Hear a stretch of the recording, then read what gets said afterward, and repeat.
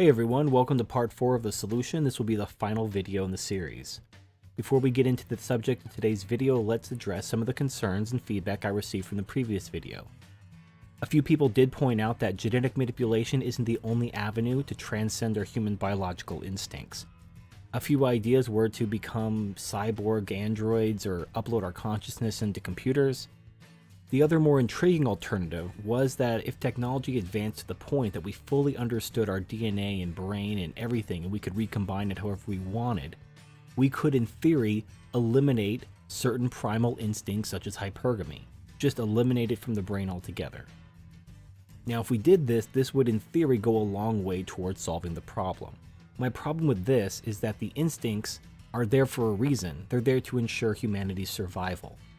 If the underlying genetic and environmental factors are still present, those instincts will come back.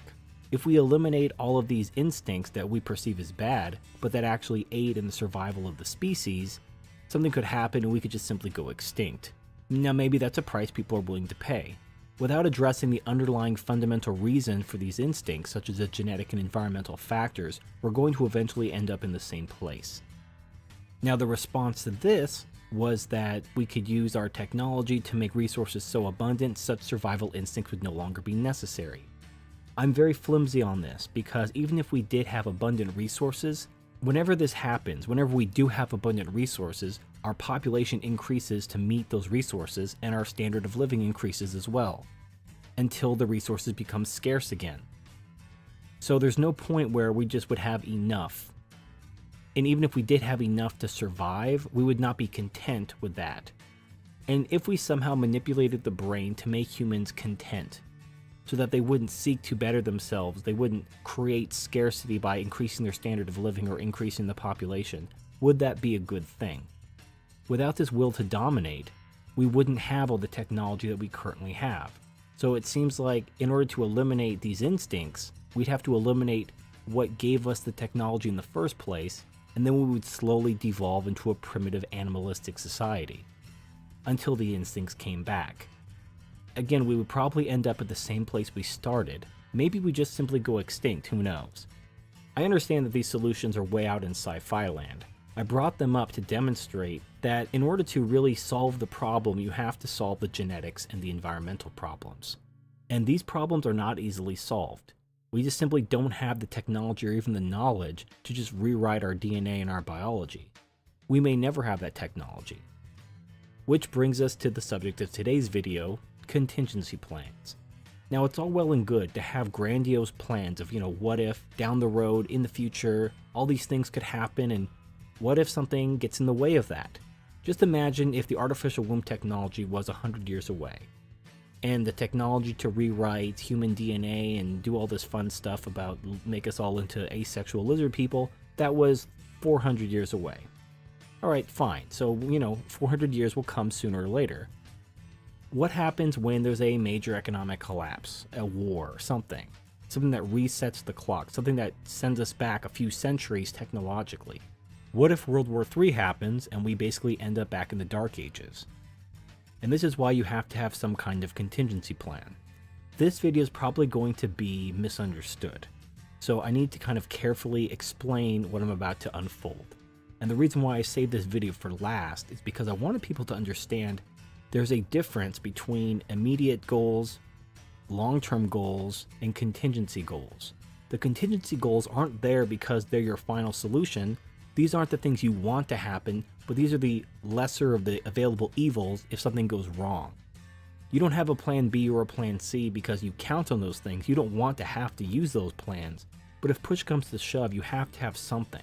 You can't just let things happen naturally because that may not work out to your benefit. But sometimes you don't have any good available options. You have to choose the lesser of the evil options, and this is what I'm about to explain now. So if you remember an older video about life history cycle, I talked about how human society has 3 phases, and this is adapted from my traditionalism egalitarianism cycle. So you have patriarchy, and then patriarchy becomes, I originally called it patriarchy in quotes, but I'm changing that to soft patriarchy. And then from soft patriarchy it goes to feminism, and then there's a collapse and it goes back to patriarchy. Now I originally thought maybe a patriarchy would be the most optimal way to organize a society, because it would keep the collapse from happening. You're the farthest from a collapse. However, there have been several videos from other MGTOW, namely CS MGTOW, that showed that this was flawed reasoning. And the reason why is, although women aren't having a good time under a patriarchy, most of the men aren't having a good time either. You basically have a small group of elite alpha males controlling everything, and they get all the women and they basically rule everything. And most of the men are not in that group. You have all the women being oppressed, but you also have a majority of the men being oppressed. This isn't conducive to an advancing society, so we actually need to get out of a patriarchy as soon as possible. I do believe that there's no way to turn the clock back, so that you can't have feminism regress back to a soft patriarchy. You can only go forward through the collapse, through a patriarchy. But once you're in the patriarchy, you need to try to get out of there as soon as possible, because men are going to be dying. You want to get out of the kind of the tribalist feudal system, and you want to get into something like a soft patriarchy, a more civilized society. Now, before we talk about the soft patriarchy, let's compare and contrast these different systems. So in a patriarchy, it sucks for the women in general, but it also sucks for the majority of men. It's only beneficial to a small group of men at the top. In feminism, it sucks for all men, just like it sucks for all women under a patriarchy. It's basically a matriarchal system. So a soft patriarchy is the lesser of the three evils. It's still gynocentric, it still exploits men, it still treats them as disposable utilities, but out of the three systems, it's the most balanced.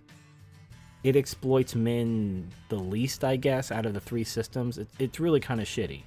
It's a shitty situation to be in, which is why we need to think long term of how to use technology to kind of break out of this cycle. But for the time being, assuming that technology is centuries away, and there's a collapse and we have to go back into a patriarchy, what do? What sort of society do we rebuild in order to get back on track technologically and eventually reach those long-term goals that require advanced technology?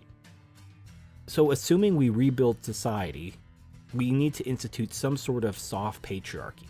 And what do I mean by a soft patriarchy? I mean men are in charge, period, end of discussion. Men are in charge. But women are taken care of because women are a resource. Remember, this is post-collapse, we're rebuilding society, we don't have artificial wombs, we don't have sex robots, we can't clone ourselves, all that technology doesn't exist. So if we want humanity to keep going, we need women. But having said that, we don't need to treat them as equals because they're not equals, they never have been equals. But that doesn't mean we have to abuse them and treat them like shit either. So what am I talking about? Because feminism unfortunately has completely poisoned this dynamic between men and women. Men have basically always been in charge of basically every society that's ever existed in humans until very recent times. And unfortunately, we've tried this whole egalitarian men and women are equal shit, and as you can see, the results kind of bad. So what am I talking about and what am I not talking about? When I talk about a soft patriarchy, I'm basically talking about an older kind of traditional society. And when I say traditionalism, I'm not talking about modern traditionalism, what we talk about like traditional conservatives, where the man does all the work and the woman stays home and does nothing. Fuck that. What I'm talking about is the man just has the power and the authority, but the woman still has responsibilities to her husband and to her family. Because in a soft patriarchy, you have to have marriage. Marriage is what prevents tournament mating. And in order to enhance society, you have to have pair bonding, you have to have monogamy. And in order to have monogamy, you have to have some sort of legal construct in order to force people to be monogamous. So the problem with marriage today, it's so slanted towards women that men have no reason to engage in it. But we're talking about a post-collapse, the feminists are gone, we've restarted, we've gone through the patriarchy, we're now back to a soft patriarchy. We have to actually have some sort of monogamy in order to ensure parental investment in children, namely by men. Because if the woman is just going around fucking whoever she wants, guys aren't going to sit around and help raise the kids. They're not going to provide for kids that aren't theirs. It's just the way it is. But again, let me just reiterate this because I know I'm going to be taken out of context. I'm not promoting this for the present. I'm not promoting marriage. I'm not promoting traditionalism for the present. I'm proposing this after society collapses. We need to get back to a soft patriarchy only because it is the lesser of the available evils. The patriarchy is not going to work out for the majority of men, and it's not going to be conducive to scientific advancement. And obviously feminism isn't either. This is just the lesser of the three evils. So we have to make certain concessions, at least in the short term. We can get back to our goals over long term, but we have to make steps towards that. We have to have a society where we have the wealth, where we have the science, and where we have the time to pursue these scientific goals. So we have a society where basically men are in charge. So what do women do? Well, women obey the men. The women are under the men. Feminists will hoot and holler about how patriarchal and oppressive this is and how women are going to get beaten and raped and sold as chattel. And I'm like, no, fuck you. Listen, parents control their children. The children are basically the property of the parent. However, parents are not legally allowed to beat, rape, and murder their children. There are laws against child abuse. But those laws against child abuse do not elevate the child to the level of the parent. And this is where we fucked up as a society. This is where feminism comes from. This is the problem. The problem isn't necessarily even female nature, because female nature can be controlled. Females do not have the power to enforce their own will because they're weak and dumb. They need men. They need men to survive. However, as technology, as the government has made women's survival less of an issue, they've started asserting themselves. And men started acquiescing for reasons I don't fully understand, but they did. And basically, you have a situation that would be very similar to a situation. Imagine going into a parallel universe where children are equal to adults. You have small children like age 4 or 5, like very small children that have all the rights of an adult. And adults can't tell them what to do, and adults have no control over them. Even their parents are considered full adults. Imagine the society that would create. You'd have a society where children would just call the shots. They'd make retarded laws. They'd pass stupid things like, naps are illegal and free candy for 3 days a week and you don't have to brush your teeth. And the problem is these children who would eat the candy and abolish toothbrushes would get toothaches because they don't know what the fuck they're doing. They don't know what's in their best interest. That's why they require a parent to be in control. Because they're fucking kids. Now, putting a parent in control of the child is in the child's best interest. But what we need to do is we need to have a society where men are in charge, where women shut the fuck up and do as they're told, but women are still protected from rank abuses by men. I don't think it's legal to treat women like slaves. However, women should be treated like a parent treats their children. They take care of them, they provide for their needs, but they don't put up with their bullshit. That's what I'm talking about. And that's what works throughout history. And if we had that, we'd be able to move forward as a society. Assuming we don't make the same mistakes, assuming we don't listen to women's bullshit grievances where they assert that they're equal and all this other shit. Now, building off the child analogy, feminism at its very core is exactly the same as having a spoiled child. They give their kid everything they want. Every time their kid cries and whines, they buy them a toy, and the kid turns into a spoiled, rotten brat. That is what feminism is. Society has given women everything they wanted, and now they're spoiled, rotten brats. How do you deal with a spoiled child? Well, the important thing is, and I see these videos talking about women are evil. Well, women are evil in the same way spoiled children are evil. Yeah, they are selfish. Yeah, they are destructive. Yeah, they are narcissistic. And all those things are not positive traits. But when you see a child who's a spoiled brat, you don't blame the child because they're a child. They're only acting out their nature. They're acting within the confines that they were given. It's the parent's fault for not controlling their child. In the same way, female nature, when controlled, is not destructive, just like a child's nature, when controlled adequately by their parent, is not destructive. When children are controlled, they're fine. They're adorable. When women are controlled, they're fine. They're adorable. When left to their own devices, yeah, they're evil. Kids are pieces of shit. Absolute pieces of shit. But you wouldn't say children are evil or women are evil. You would just say women and children need to be controlled. Left to their own devices, bad things happen. So they need to be controlled by adults. They need to be controlled by mature, responsible adults. And who are the mature, responsible adults? Well, those would be the men. Because women have proven time and time again they are neither mature nor responsible. So assuming we get to this point where we have this functional society where men are explicitly in charge and don't put up with women's bullshit, but treat them with respect, treat them as a parent would treat their child, providing for their needs and caring for them, we would be fine. We'd be able to carry on. Now, Of course, in this society, we would still have male disposability. We would still have gynocentrism, because women are a resource that men would have to protect, and men would want to compete over, just like every resource. So this would not eliminate gynocentrism, but it would allow us to get to a point where we would have a functioning, growing society, and then we could pursue the technology that would eventually free us from gynocentrism down the road. But in the event of a collapse, we have to kind of make do with what we have. My big problem with traditional conservatives who want men to pretend that we're still living in a soft patriarchy while we're in feminism is just insanity, because you're telling men to basically walk into that meat grinder and sacrifice themselves. Fuck that. I have no problem with women, but only if they can be controlled, and right now they are completely out of control and all the laws are against men. If a man wanted to assume control of his wife and family, he would be thrown in jail for abuse. The government would come down on him like a ton of bricks.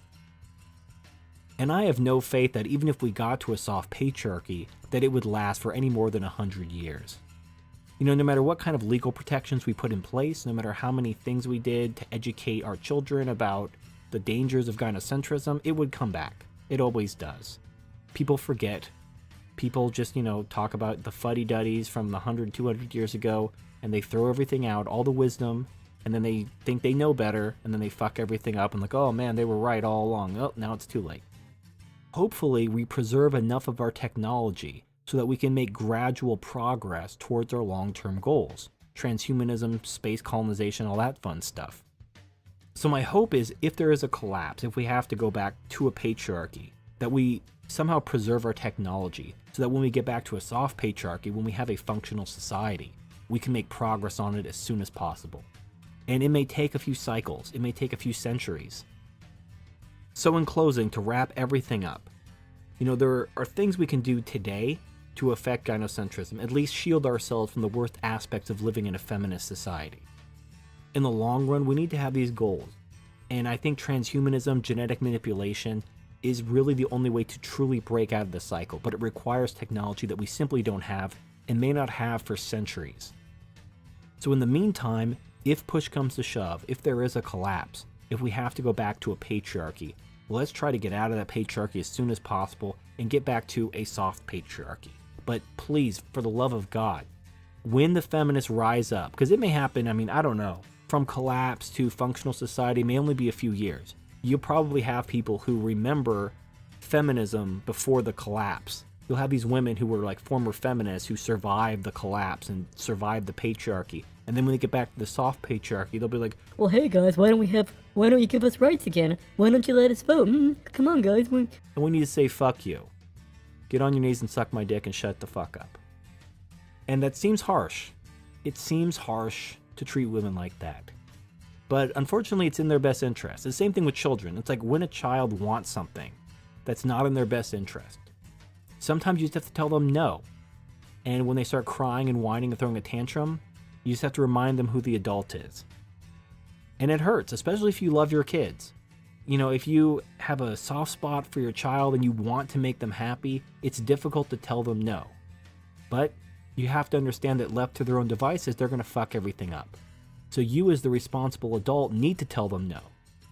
And by making them cry, you're actually demonstrating your love for them because you're looking out for their long-term best interest because they can't do it themselves. Children and women simply just aren't capable of understanding these abstract concepts, of doing what's in their long-term best interests. They need men to make these decisions for them. But men have to maintain their authority in order to enforce these decisions. It doesn't make sense if a man says, okay, I've done all this planning, this benefits everyone, this is fair for everyone, this is what I think we should do. And the woman's like, I don't agree, I want this now, boo-hoo-hoo, and then she just uses her power because you've foolishly let her vote. You've given her half the authority, and she overrides you along with the children, and you're fucked, and you're back to feminism. So the key to having this functional society is to keep authority out of the hands of women. So, call me a misogynist, call me a sexist, I don't give a shit.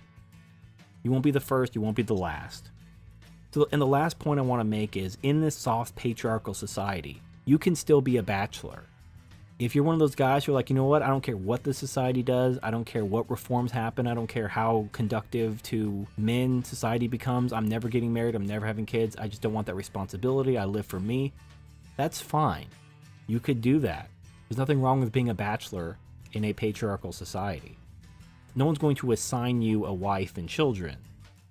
And even if there is some form of government where you'll have to pay taxes and support other people, it will be a lot smaller than under a feminist government because you won't have the massive welfare state that's instituted for the benefit of women. So anyway, that is my solution, and I hope you can see why I broke it up this way. I broke it up to hopefully minimize confusion, because I know some people are going to think that I'm advocating for traditionalism, and I'm not. My solution is transhumanism. However, as a contingency plan, patriarchy is pretty much the best way to go. A soft patriarchy anyway. We're going to have to go through a patriarchy at first, but I hope to get out of that as soon as possible because it's not good for most men. So let me know if you have any questions, comments, concerns. Thank you for watching, and I'll see you next time.